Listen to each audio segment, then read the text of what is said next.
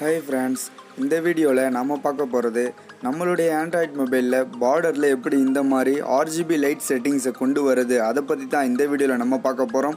இந்த வீடியோக்கு 150 லைக்ஸ் டார்கெட்டா வைக்கிறேன். 150 லைக்ஸ் வருதான்னு பார்க்கலாம். ஓகே फ्रेंड्स, இந்த வீடியோவை ஸ்கிப் பண்ணாம பாருங்க. வாங்க வீடியோக்குள்ள போகலாம்.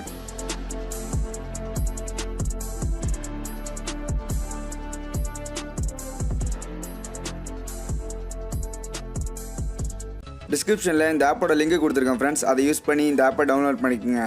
இந்த ஆப்போட இன்டர்ஃபேஸ் பார்த்தீங்கன்னா இந்த மாதிரி தான் ஃப்ரெண்ட்ஸ் இருக்கும். இதை ஓப்பன் பண்ணதுக்கப்புறம் பார்த்தீங்கன்னா ஃபஸ்ட்டில் அனிமேஷன் ஸ்பீட் அப்படின்னு கொடுத்துருப்பாங்க. ஸோ இந்த RGB லைட் வந்து ஸ்பீடாக வந்து பிளிங்க் ஆகணுமா இல்லை ஸ்லோவாக பிளிங்க் ஆகணுமா அப்படின்றதுக்காக அந்த ஆப்ஷன். ரெண்டாவதாக பார்த்தீங்கன்னா பார்டர் திக்னஸ் அப்படின்னு கொடுத்துருப்பாங்க. ஸோ ஹோம் ஸ்க்ரீனுக்கு தனியாக லாக் ஸ்க்ரீனுக்கு தனியாக கொடுத்துருப்பாங்க. இப்போ நான் வந்து ஹோம் ஸ்க்ரீனில் மட்டும்தான் வச்சுருக்கேன். ஸோ இப்போ அதை சேஞ்ச் பண்ணுறேன். பார்த்தீங்கனாலே உங்களுக்கு அந்த திக்காகிறது தின்னாகிறது வந்து உங்களுக்கு டிஃப்ரென்ஸ் தெரியும். ஸோ இந்த செட்டிங்ஸை யூஸ் பண்ணி இந்த திக் அண்ட் தின் ஆப்ஷன்ஸை வந்து நம்ம யூஸ் பண்ணிக்கலாம். அதே மாதிரி வந்து லாக் ஸ்க்ரீனுக்கும் வந்து கொடுத்துருப்பாங்க. ஸோ அடுத்ததாக பார்த்தீங்கன்னா டாப் கார்னர் ரேடியஸ் அப்படின்னு கொடுத்துருப்பாங்க. ஸோ மேலே பார்த்தீங்கன்னா கார்னரில் வந்து ரேடியஸ் வந்து இன்க்ரீஸ் ஆர் டிக்ரீஸ் ஆகும். அதே மாதிரி பாட்டம்லேயும் கொடுத்துருப்பாங்க.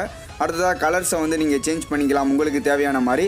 அடுத்ததாக எனேபிள் நாச் அப்படின்ற ஆப்ஷன் இருக்கும். அது கொடுத்தீங்கன்னா இந்த நாச் ஆப்ஷன் வந்து எனேபிள் ஆகும். என்னுடைய மொபைலில் நாச் கிடையாது. ஸோ அதனால் வந்து நான் டிசேபிள் பண்ணியே வச்சிடுறேன். நீங்கள் நாச் வச்சுருந்தீங்கன்னா எனேபிள் பண்ணிக்கோங்க.